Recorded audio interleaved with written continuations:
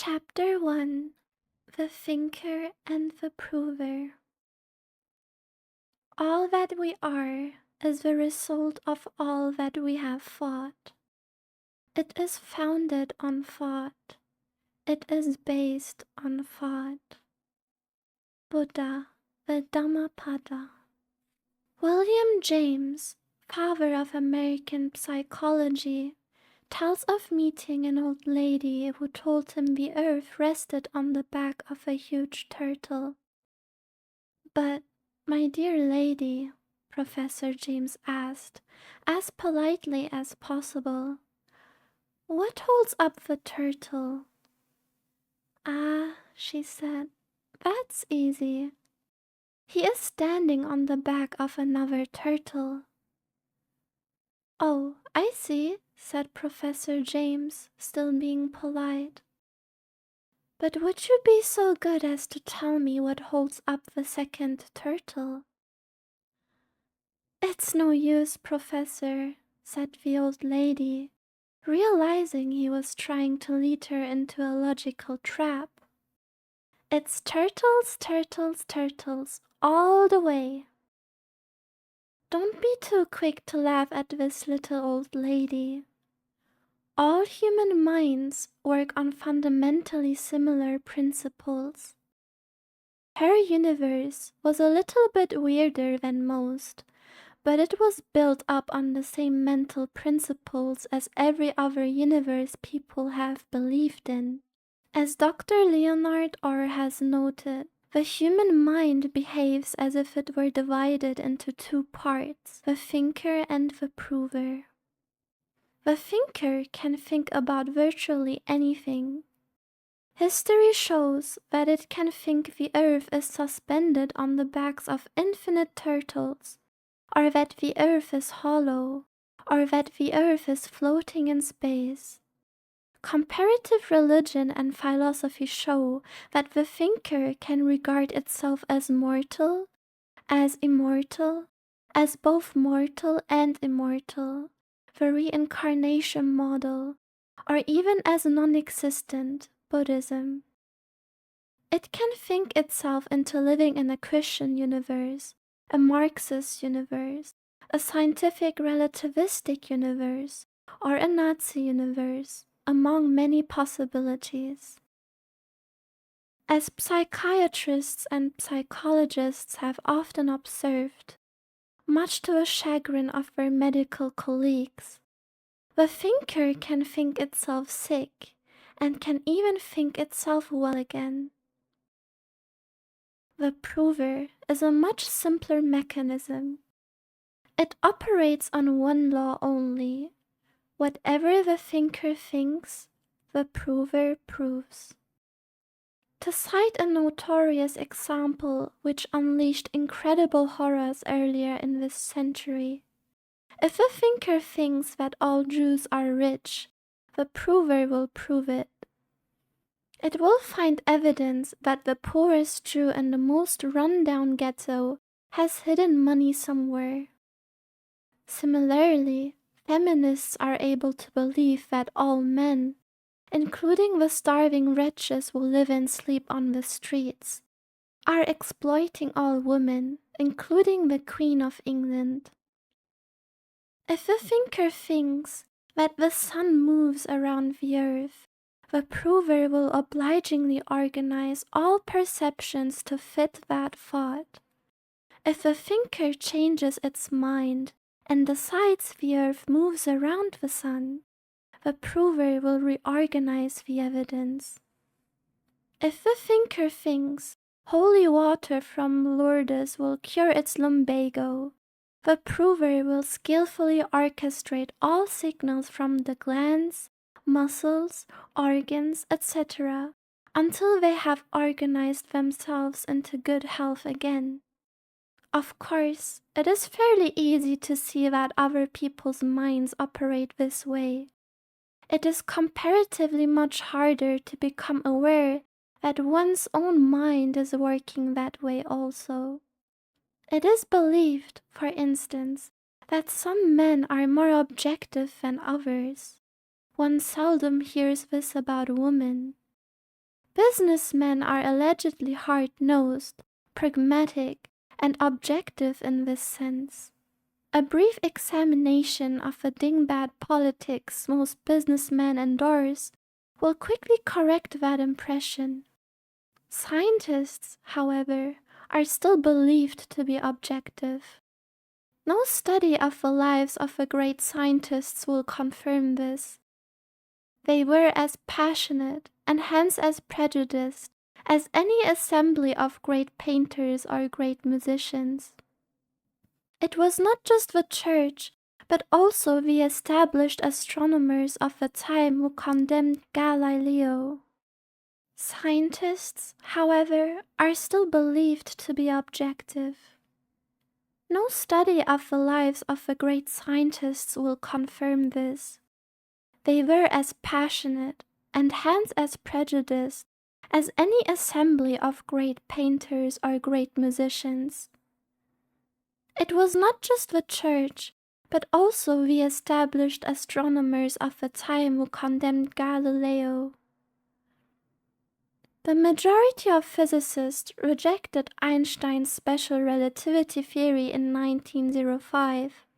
Einstein himself would not accept anything in quantum theory after 1920, no matter how many experiments supported it. Edison's pig-headedness on this matter was partly the result of his jealousy against Nikola Tesla, inventor of AC generators. Tesla, on the other hand, refused the Nobel Prize when it was offered to him and Edison jointly because he refused to appear on the same platform with Edison. Both of these geniuses were only capable of objectivity and science in certain limited laboratory conditions. If science achieves or approximates objectivity not because the individual scientist is immune from the psychological laws that govern the rest of us, but because scientific method, a group creation, eventually overrides individual prejudices in the long run. To take a notorious example from the 1960s, there was a point when 3 research groups had proven that LSD causes chromosome damage, while 3 other groups had proven that LSD has no effect on the chromosomes. In each case, the prover had proved what the thinker thought. Right now, there are, in physics, 7 experiments that confirm a very controversial concept known as Bell's theorem, and 2 experiments that refute Bell's theorem. In the area of extrasensory perception, the results are uniform after more than a century. Everybody who sets out to prove that ESP exists succeeds, and everybody who sets out to prove that ESP does not exist also succeeds. Truth, or relative truth, emerges only after decades of experiments by thousands of groups all over the world. Think you have a higher objectivity quotient than either of them? Why haven't you been nominated for a Nobel Prize? In the long run, we are hopefully approximating closer and closer to objective truth over the centuries. In the short run, Orr's law always holds. Whatever the thinker thinks, the prover will prove. And if the thinker thinks passionately enough, the prover will prove the thought so conclusively that you will never talk a person out of such a belief, even if it is something as remarkable as the notion that there is a gaseous vertebrate of astronomical heft, God, who will spend all eternity torturing people who do not believe in his religion. Exercises. Sad as it is to say, you never understand anything by merely reading a book about it. That's why every science course includes laboratory experiments, and why every consciousness liberation movement demands practice of yogas, meditations, confrontation techniques, etc., in which the ideas are tested in the laboratory of your own nervous system. The reader will absolutely not understand this book unless he or she does the exercises given at the end of each chapter. To explore the thinker and the prover, try the following. First, visualize a quarter vividly and imagine vividly that you are going to find the quarter on the street. Then, look for the quarter every time you take a walk, meanwhile continuing to visualize it. See how long it takes you to find the quarter. Second, explain the above experiment by the hypothesis of selective attention, that is, believe there are lots of lost quarters everywhere, and you were bound to find one by continually looking. Go looking for a second quarter. Third, explain the experiment by the alternative mystical hypothesis that mind controls everything. Believe that you made the quarter manifest in this universe. Go looking for a second quarter. If a reader is a scientist, be not alarmed. This refers not to you, but only to those benighted fools in the opposite camp who refuse to recognize that your theory is the only reasonable one, of course. Fourth, compare the time it takes to find the second quarter using the first hypothesis, attention, with the time it takes using the second hypothesis, mind over matter. With your own ingenuity, invent similar experiments and each time compare the two theories, selective attention, coincidence, versus mind controls everything, psychokinesis. 6. Avoid coming to any strong conclusions prematurely. At the end of a month, reread this chapter, think it over again, and still postpone coming to any dogmatic conclusion.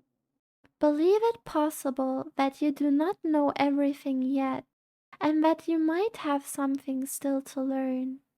7th, convince yourself, if you are not already convinced, that you are ugly, unattractive, and dull. Go to a party in that frame of mind. Observe how people treat you. 8th, convince yourself, if you are not already convinced, that you are handsome, irresistible, and witty. Go to a party in that frame of mind. Observe how people treat you. 9th, this is the hardest of all exercises and comes in two parts. First, observe closely and dispassionately two dear friends and two relative strangers. Try to figure out what their thinkers think and how their provers methodically set about proving it. Second, apply the same exercise to yourself. If you think you have learned the lessons of these exercises in less than 6 months, you haven't really been working at them. With real work, in 6 months you should be just beginning to realize how little you know about everything. If you think you have learned the lessons of these exercises in less than 6 months, you haven't really been working at them. With real work, in 6 months you should be just beginning to realize how little you know about everything. 10th, Believe it possible that you can float off the ground and fly by merely willing it. See what happens. If this exercise proves as disappointing to you as it has to me, try number 11 below, which is never disappointing. 11th. Believe that you can exceed all your previous ambitions and hopes in all areas of your life. Believe or convince yourself mean to do what an actor does. Pretend until the pretense begins to feel real.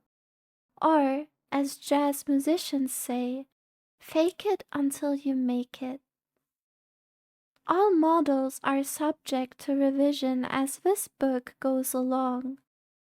They are also subject to revision after the book is finished, by the author or by the reader. Tentative model number 1. The perceived universe is a mixture of the real universe and our own thinker, proving its pet beliefs. Thank you for listening, and I hope you enjoyed.